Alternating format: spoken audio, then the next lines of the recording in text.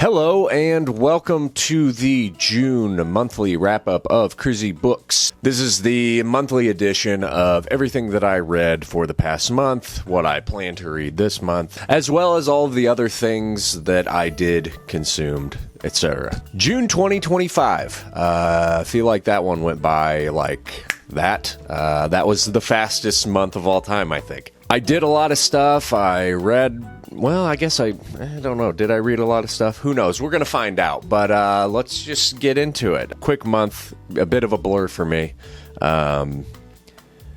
But luckily, I wrote everything down that happened. So as always, I use these monthly wrap-ups as a way to just go through all of the different types of media and things that I'm interested in. If you're interested in just the books, you can go ahead and skip ahead. I'll go through those later. But I like to start this off with other things like movies, music, video games, any of the other things that I like. We'll start off with movies. At the end of the month last year, I was going to go see Bring Her Back. This is a horror movie that's made by two Australian YouTubers. I saw their first movie, Talk to Me, and I liked it a lot. I thought it was really good. So I was excited about this one.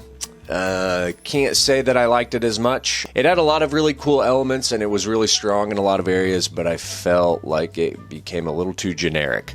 Not a bad movie by any means. Not saying that it's bad. I just felt like it fell into a lot of horror movie cliches and didn't really do anything that I felt was special or that would set it apart from other things. Andor.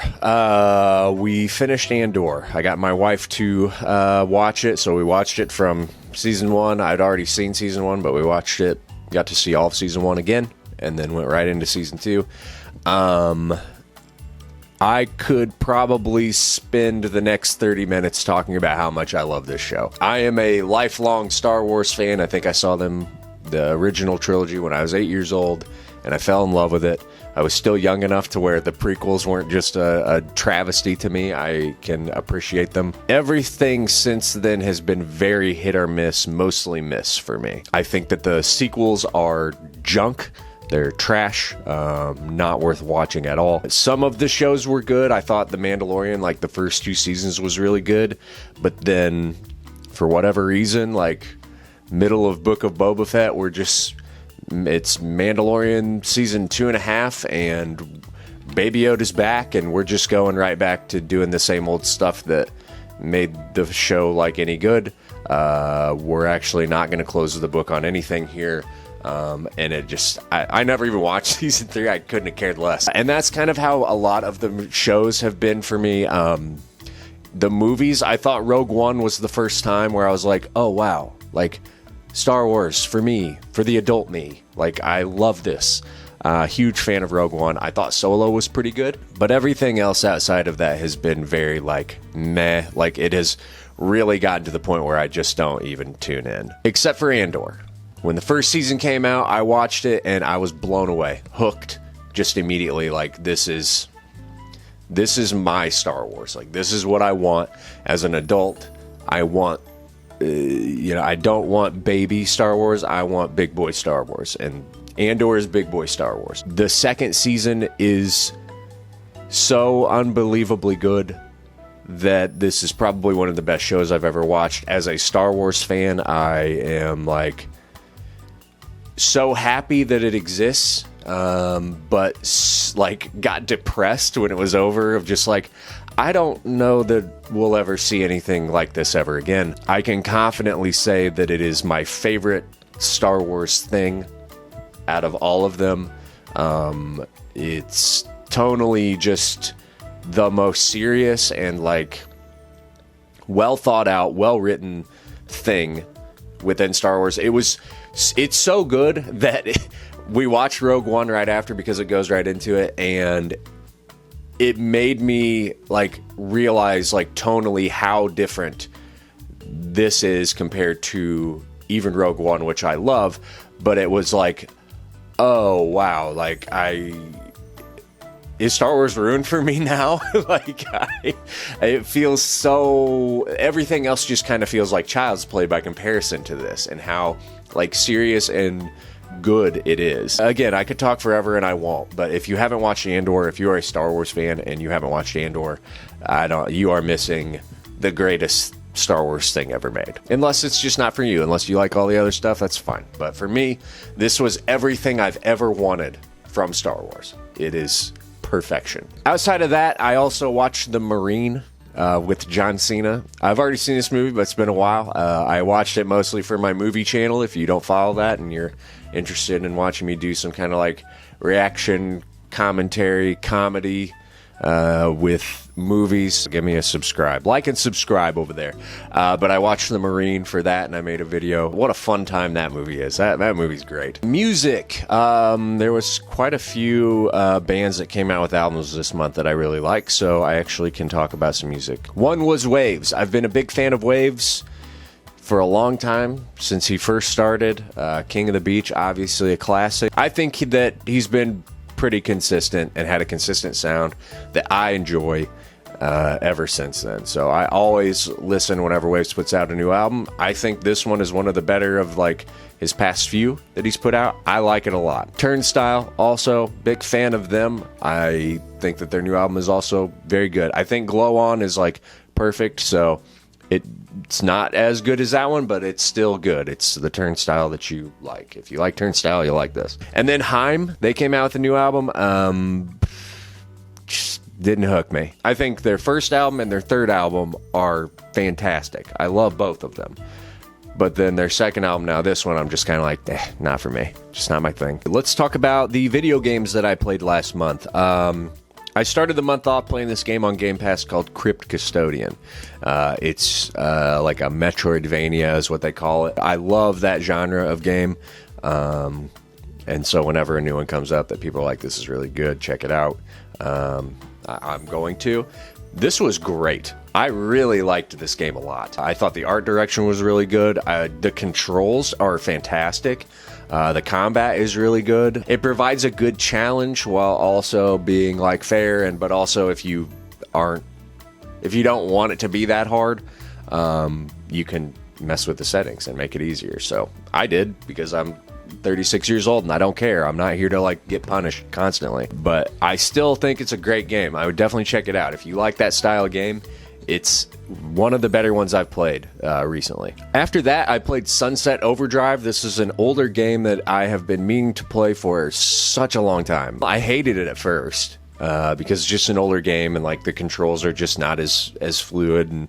But once I got used to it and got the controls down and figure out like what the game really is, I played the hell out of it. I had a great time with it. It's a lot of fun. Very stupid and doesn't take itself very seriously. Good older game.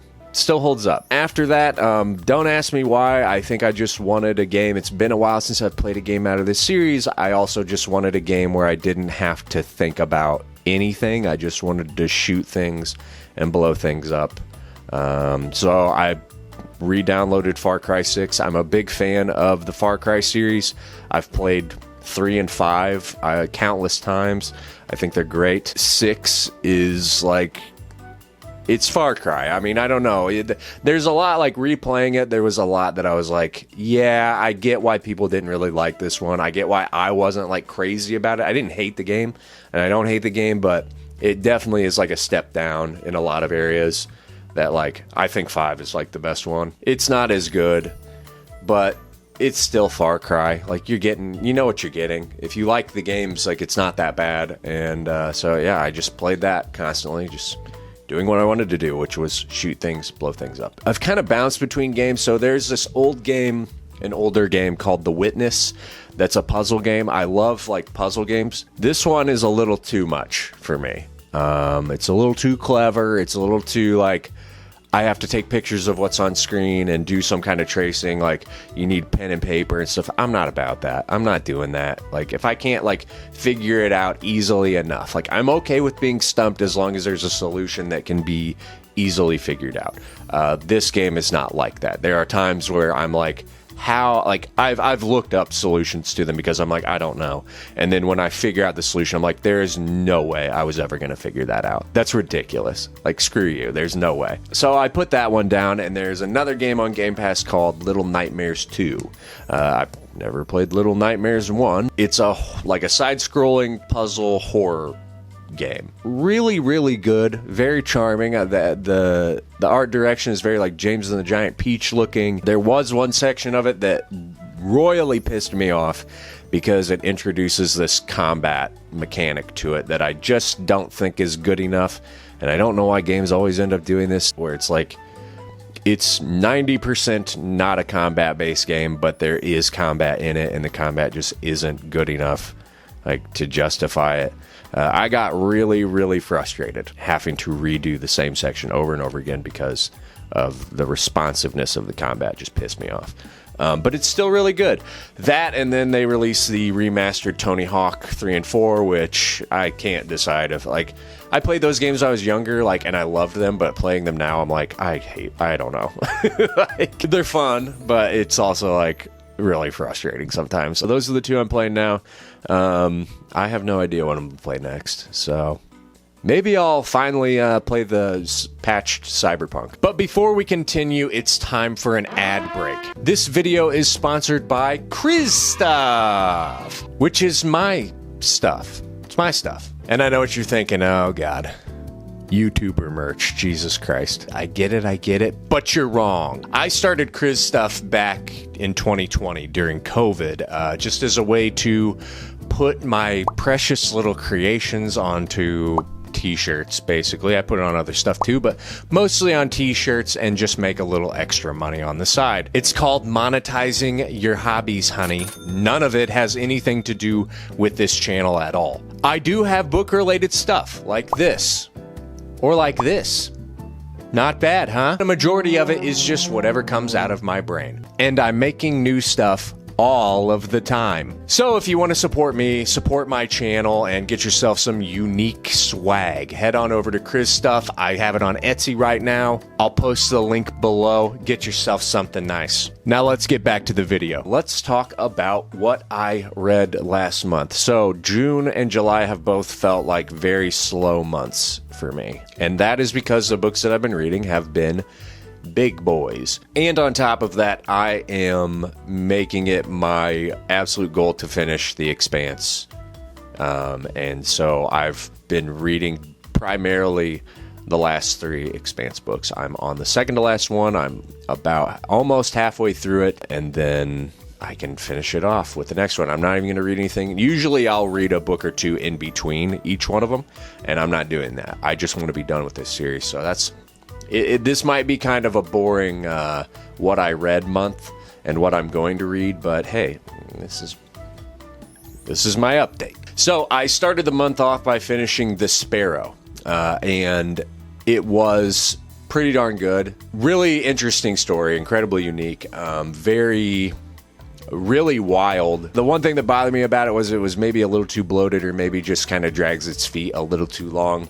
To where, because it's one of those books where it's non-linear, but it tells you that a bunch of stuff happens to these characters like way up front, and then it spends a long time getting to that. That could be a little frustrating, or just like, okay, we are spending way too much time doing this, going through this stuff. Get me to the juice. I want the juice. You teased me this whole book about the juice. What's going on here? Like, what happened with this dude's hands? What's going on with his hands? But still a good book, really good sci-fi book with a very interesting premise. I really liked it. If you like sci-fi, I think I would say definitely check it out. After that, I read Persepolis Rising, which is number 7 in The Expanse. Not one of my favorites. I'd probably put it towards the bottom, which is really annoying because we're getting to the end and these books are long. All the books in this series I just compare of like, well, this was the best one, this was the height. So everything past that is getting compared to the best of the series, right? But there's not a single book in this series that I would say is bad. None of them are bad. They're all good. It's just compared to the best, this one is just not there. After that, I took a break and I read the Mothman Prophecies, which was, well, quite interesting. If you're familiar with the Mothman and like that whole, Point Pleasant, West Virginia and stuff, It doesn't talk about it very much. It's a part of the book, not a big one though, which I thought was weird. I wanted to get more of that. The stories that you do get about it are very interesting. The author is a guy who was on the ground and, getting accounts from people and somewhat involved in it, but it is also quite like ADD. It feels you're just getting all kinds of different stories, and not just about the Mothman, but about UFOs and Men in Black and what all this crazy stuff that was going on in this area of like West Virginia, the Ohio Valley, like at this time. Accounts from people who lived there who were like, oh yeah, these guys showed up in a black car one night and they had weird shoes on. It felt like it just kind of either felt repetitive or it was just way too all. It felt unfocused. Like all this stuff, I guess, has to do with each other, but it also felt like just a ton of very short random accounts and stories. So yeah, I don't know. It was okay. Currently reading number 8 of The Expanse, Tiamat's Wrath. It's a banger so far. I'm close to halfway. It's a banger. I'm really loving it. Very excited to get that one finished up, and then I'm going right into the last one after this. I'm taking no time. That will definitely be all of July for me. I'm not even going to pick another book because I picked 3 last month and I only read one of those. So those 2 I'll pick up next month when I'm done with this. But that's it. That was my June. Very uneventful, unexciting. Also, it's like summer. I've been doing a lot of stuff. I'm being social for some reason, and so I'm tired a lot. I don't want to read as much. How was your June? Go ahead and sound off in the comments and let me know. What are you reading on? What have you been reading? What's the best thing you read this month? Give me any recommendations, anything I should put on my radar. Let me know what you're about to read. All that good stuff. Be sure to like this video, subscribe to the channel. As always, thank you for watching. Bye.